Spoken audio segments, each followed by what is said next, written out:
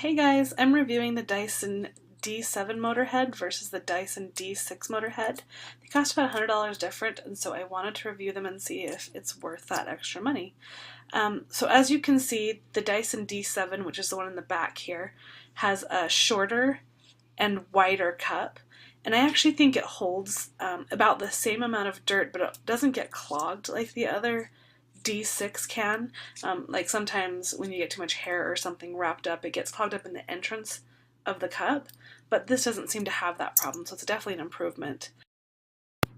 On the new Dyson D7, you can see here that the release, the one on the right side, the quick release for the attachments has been moved onto the attachment itself rather than being on the body, and I actually like that better. It's much easier to release.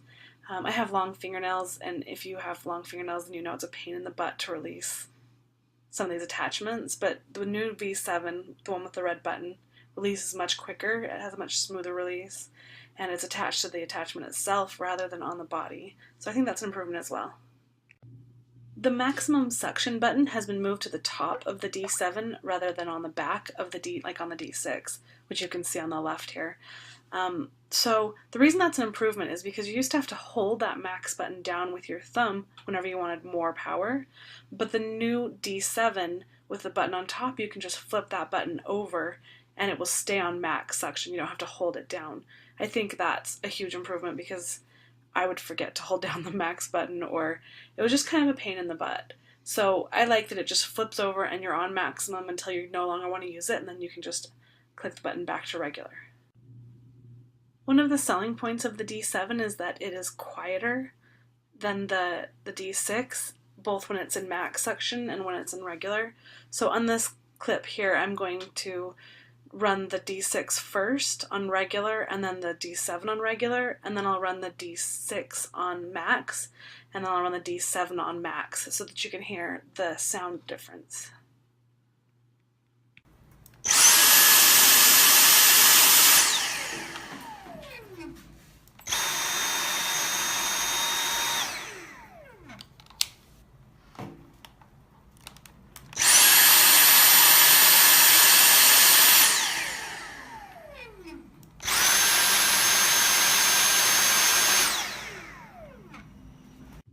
The D7 is supposed to pick up better than the D6, that's one of its other selling points, but I tried a bunch of tests. I tried chips, I tried rice, I tried baking powder, flour, dirt, and both seemed to pick up about the same. I didn't notice any real noticeable difference in real use, so it might be better, the D7 might be better in like lab tests, but for everyday use for me, I found them to be about the same. I actually found they both pick up really, really well, so it was hard to, like, neither one left anything behind, so it was hard to tell if one was better than the other.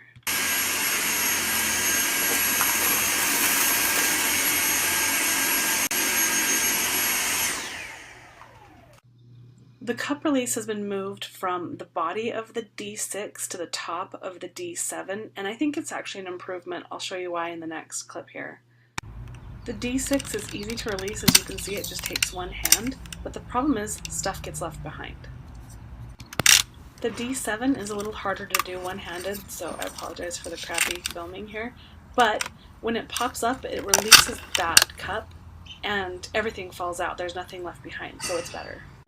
And just as easy as ever to put away. Bottom line for me is I think that the D7 is worth the extra money.